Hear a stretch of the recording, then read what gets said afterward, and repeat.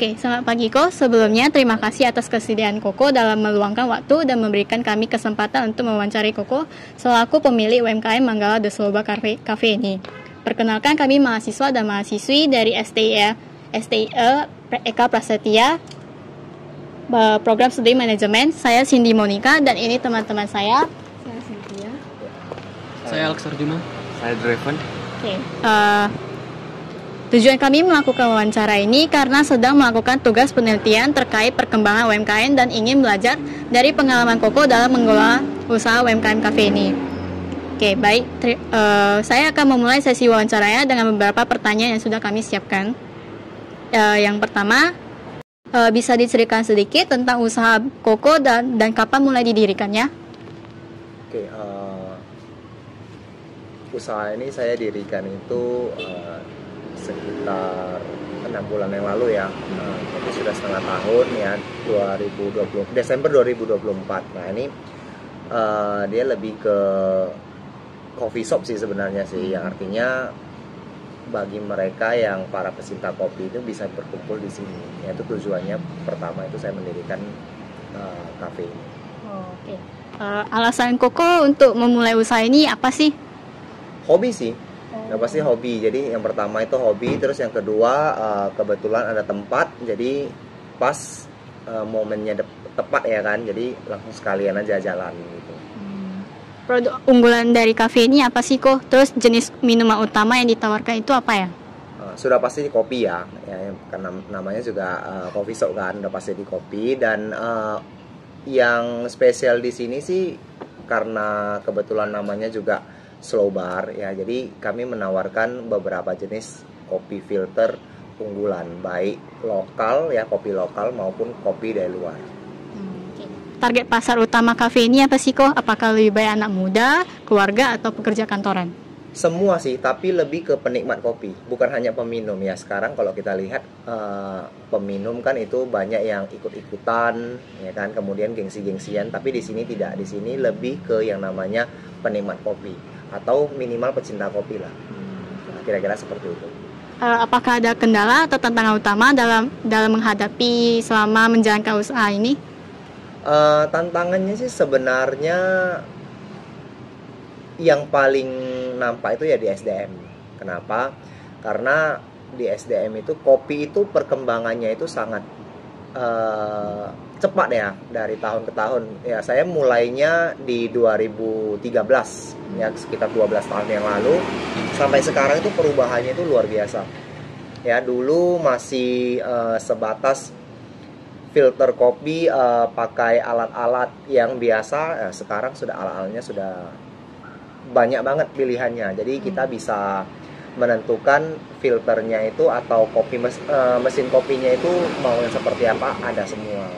Nah, jadi kalau untuk SDM ya dia harus cepat ya. Kalau seandainya SDM-nya tidak belajar cepat ya kita akan ketinggalan untuk hal-hal demikian. Oke, sumber modal utama yang Koko gunakan untuk memulai atau mengembangkan usaha ini dari mana?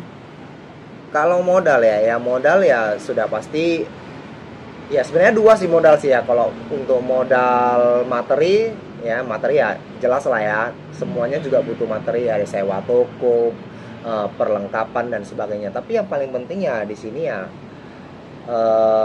mental ya, namanya usaha. Kalau mental kita tidak kuat, beberapa bulan, setengah tahun, 1 tahun kita tidak bisa bertahan, udah pasti kalah. Nah, kira-kira demikian. Apakah Koko pernah mengajukan atau menerima bantuan modal dari pemerintah atau lembaga keuangan? Tidak. Nah, berapa jumlah karyawan dan tenaga kerja yang dimiliki oleh UMKM ini? Kalau di sini sih dua. Nah, apa saja proses utama dalam produksi yang dilakukan? Biasanya sih penyediaan ya. Karena di sini kan kalau ada beberapa kopi campuran, jadi ada beberapa resep yang diperlukan sehingga kita wajib stok dan sebagainya. Ya, kita wajib stok, kemudian kita juga wajib memperhatikan kualitas kopi juga. Jadi peminum kopi itu dia itu bukan hanya sebatas peminum, tapi mereka benar-benar memperhatikan yang namanya konsistensi. Maksudnya konsistensi itu adalah hari ini minumnya rasanya seperti ini. Kalau besok berubah, kemungkinan konsumen nggak akan balik lagi. Jadi kita harus menjaga. Nah, jadi produksinya itu lebih ke yang namanya metode kita ya. Metode kita seperti kalibrasi di awal sebelum kita buka di pagi hari atau dialing in ya. Jadi untuk mencocokkan rasa, apakah rasa hari ini dengan rasa yang kemarin sudah sama? Nah, kira-kira demikian. Apakah ada kesulitan dalam hal bahan baku, alat produksi atau SDM? Kalau untuk bahan baku sih tidak ya, peralatan tidak juga, karena itu kalau seandainya kita sudah menguasai apa yang mau kita pakai, apa yang mau kita butuhkan, sebenarnya itu bisa diakali ya. Tidak perlu juga pakai mesin yang terlalu mahal sebenarnya ya. Mesin-mesin yang dalam secara tanda kutip ya bahasanya ekstraksi kopi udah bagus ya bagus. Nah, kalau untuk hal semacam itu biasanya lebih ke yang namanya SDM sih ya. Jadi kalau untuk mau menguasai ilmu kopi itu ya, teori-teori itu wajib dikuasai oleh personal ya. Kemudian mengulik ya, jadi udah belajar, udah tahu banyak nih soal teori tapi tidak ngulik, nah itu sama aja biasanya sih di SDM. Nah tapi kalau SDM sudah menguasai teori, sudah paham soal ulik dan sebagainya, itu biasanya gampang sih. Nah, kira-kira demikian.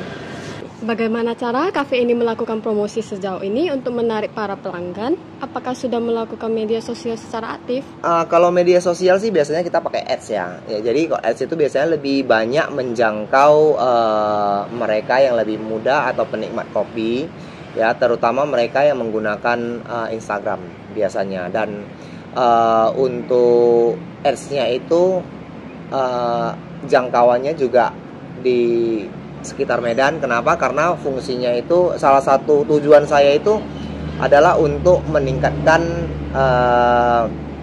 minat bagi orang-orang Medan itu supaya lebih menyukai dan mencintai minum kopi. Nah, kira-kira demikian. Seberapa efektif promosi yang dilakukan sejauh ini? Platform apa yang paling efektif menurut Koko? Kalau efektif sih tergantung ya. Jadi coffee shop itu banyak ya, mereka para penikmat itu bisa memilih ya. Jadi kalau bilang kita katakan efektif atau tidak, ya sebenarnya efektif kalau pesan dari ads itu tersampaikan. Nah sekarang kembali lagi tergantung si peminum itu bagaimana, apakah dia cocok atau tidak. Nah biasanya kalau cocok ya dia akan kembali, tapi kalau tidak cocok ya mungkin dia akan stay ya. Jadi kopi itu simpel ya, kopi itu preferensi. Jadi mungkin di cafe A enak, di cafe B tidak enak. Tapi menurut si C, cafe A itu nggak cocok, tapi dia lebih cocoknya di cafe B. Nah itu preferensi sih. Jadi kita tidak bisa mengatakan mana cafe yang lebih baik, mana cafe yang tidak enak dan sebagainya, tidak. Tapi lebih cocok ya yang namanya preferensinya kemana. Jadi ads itu hanya untuk menginformasikan atau menyampaikan pesan, oh ada cafe kita loh. Kira-kira demikian. Apa kendala terbesar dalam hal pemasaran atau menarik pelanggan baru? Kalau kendala terbesar untuk penikmat kopi sih ya satu tadi, konsistensi. Jadi hari ini contoh ya, hari ini americano kita pas rasanya, besok tiba-tiba sedikit lebih pahit, konsumen pasti komplain. Nah, menjaga konsistensi itu yang paling sulit. Baik kok, di sini saya akan bertanya, apakah pencatatan keuangan sudah dilakukan secara rutin kok? Rutin sih, jadi kita pakai sistem biasanya, sistem kasir. Oke, bagaimana Koko menciptakan inovasi produk? Nah, kalau untuk inovasi produk itu biasanya saya melihat permintaan konsumen, kemudian kebutuhan mereka itu minumnya sampai gimana ya. Contoh misalnya konsumen suka yang kopi yang kuat dengan kombinasi susu yang sedikit. Ya kita akan pikirkan kira-kira combine-nya itu seperti apa sehingga menghasilkan kopi baru yang lebih nikmat dan lebih kuat, tetapi tidak membuat konsumen itu susah untuk minumnya. Nah, kira-kira demikian.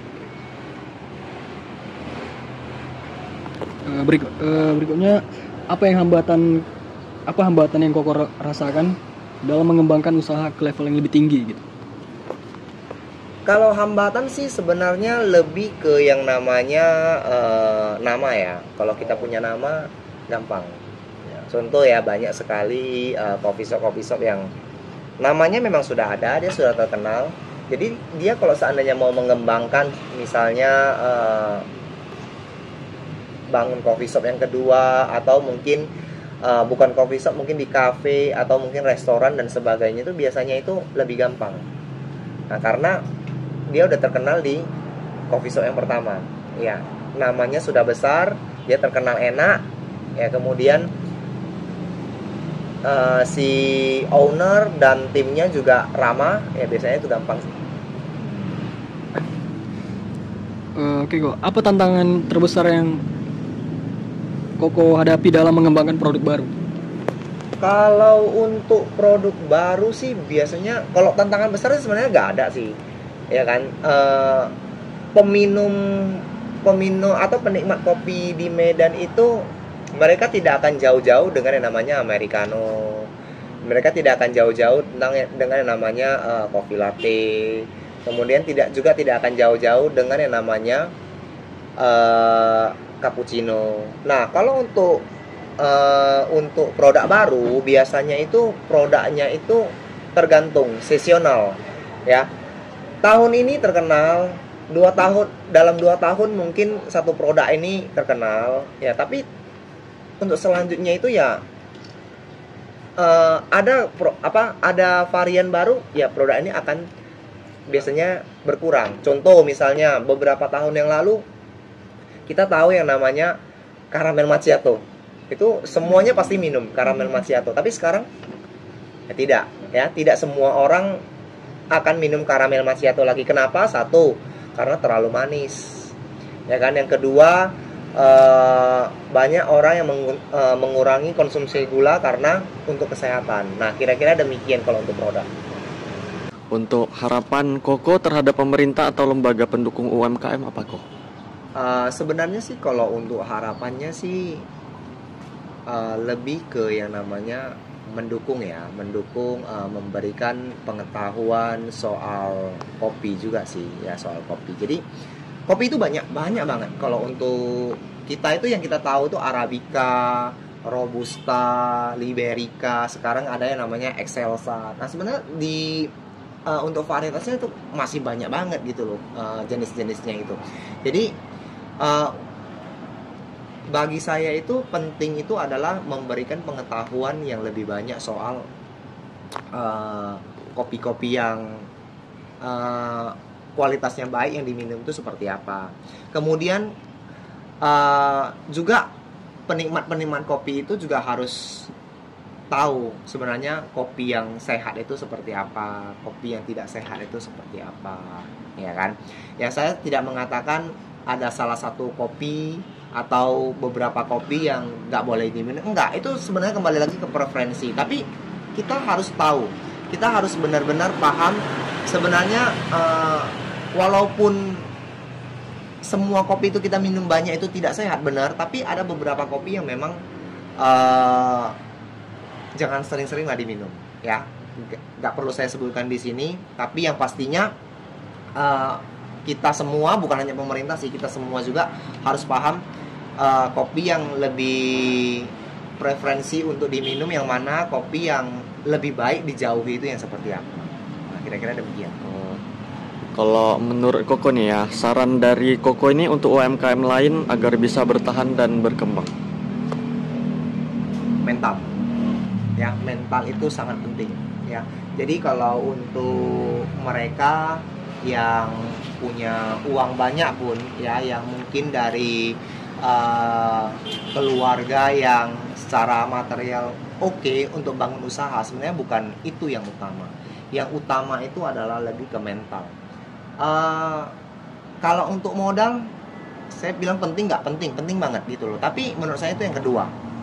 Yang pertama itu adalah mental, dimana kita harus tahu dulu konsekuensinya, ya. Kenapa konsekuensi?